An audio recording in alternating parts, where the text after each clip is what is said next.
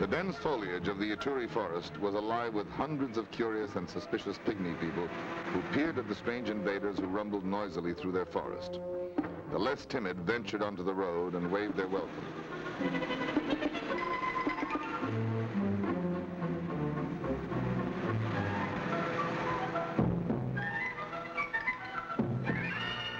No sooner had the caravan come to a stop when they were surrounded by the little people who obviously don't get a lot of company. Apparently, none had ever seen a balloon before, and when the caravanners blew them up, the pygmies became as excited as children at a carnival. Heads up, fellows.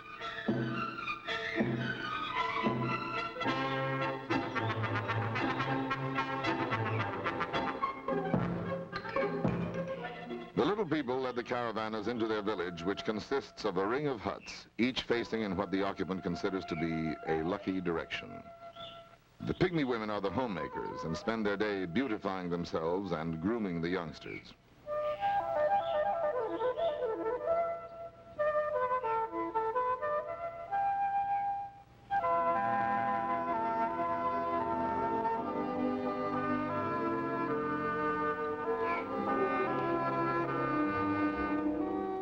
Pygmy children are the same as children all over the world. Show them a tree and they want to play Tarzan. This little fellow decided it was time for his midday repast and couldn't be bothered. Pygmies have a relatively short lifespan. This old man is probably 45 or 50 years old, and that is about the limit here. Pygmy men are excellent hunters. They get their tools from the neighboring Bantu, who are under the impression they own the pygmies, and trade their crude weapons for fresh game.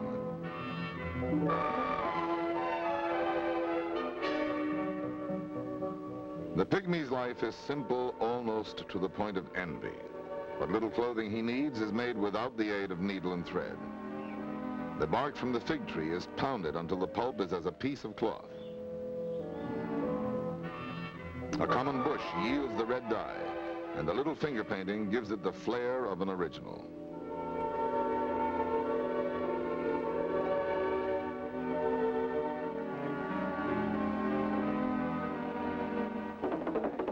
The pygmies have an infinite variety of dances for every occasion. Each is singularly expressive. The dance you are now watching is a fertility ritual, but they also have dances to improve their hunting or to eliminate a bolozi, an evil spirit that hides inside the body and is greatly feared by all pygmies.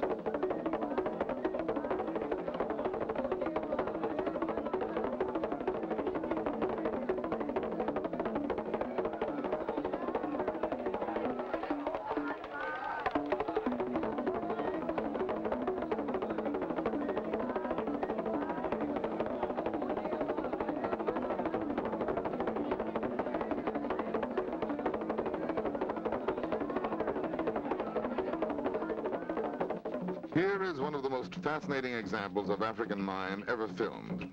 The pygmies call it the monkey dance.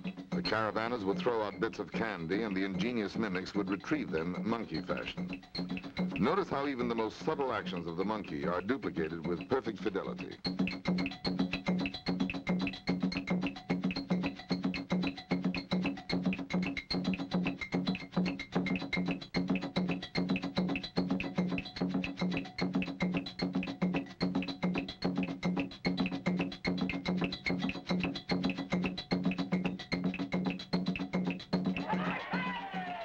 When it was time to leave, the pygmies gathered around the trailers and gave the caravanners a warm farewell.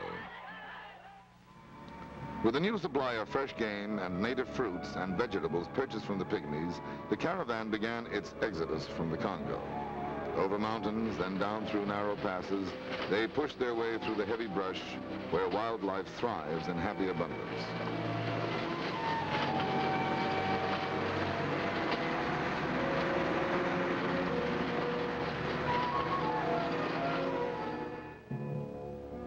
Those zebras you see grazing also drew the interest of a lioness who was hungry enough to attempt a kill during daylight hours.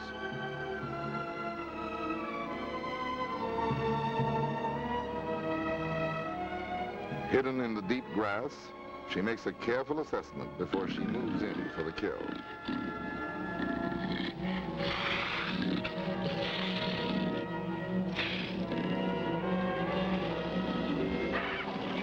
lioness has satisfied her hunger, ravenous vultures screech their approval of the bill of fare left for them.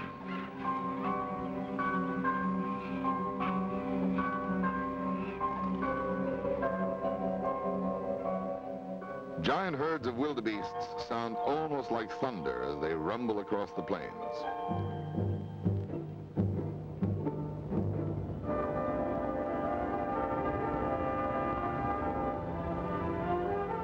When provoked, the treacherous rhino attacks anything in sight, and the caravan found it a prudent policy to stop until the brute lost interest in them.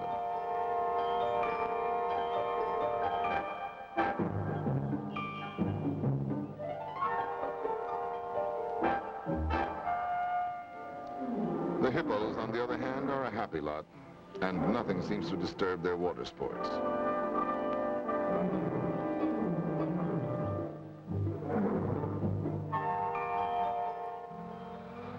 The road to Uganda was unbearably hot. Huge anthills line the sides of the trail, sometimes reaching a height of 30 feet. All are crawling with millions of African ants that get into everything. As luck would have it, the caravan entered the Dust Bowl low on water, and in 2 days they were completely out, but managed to get by on fruit juices.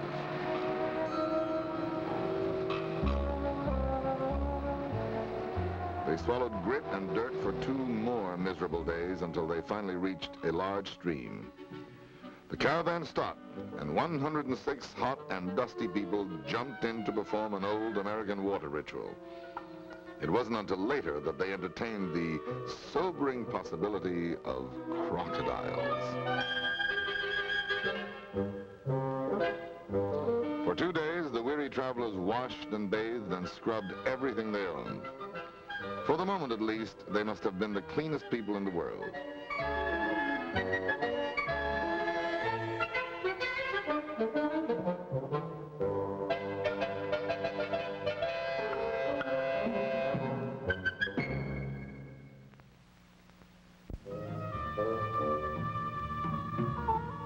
The hot African sun hung high over the equator to watch the caravanners begin the tortuous passage that leads to Ethiopia.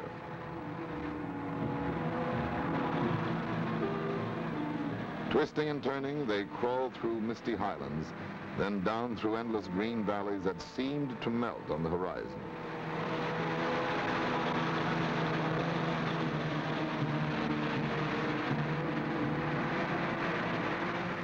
The countryside was peaceful and awesomely quiet.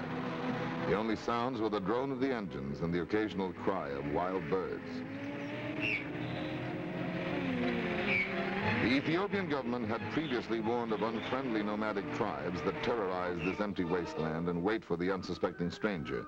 And for the first time, the caravanners felt a little uneasy. They kept their eyes open and stayed close together.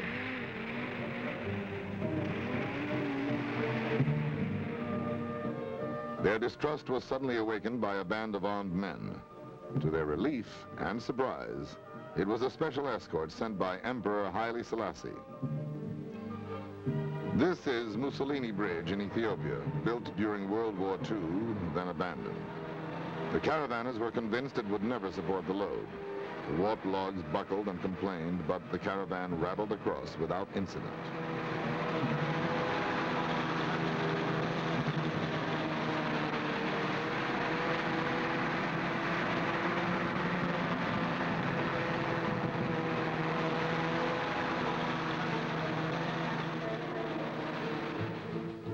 On the other side of Mussolini Bridge, they faced a new problem: no road.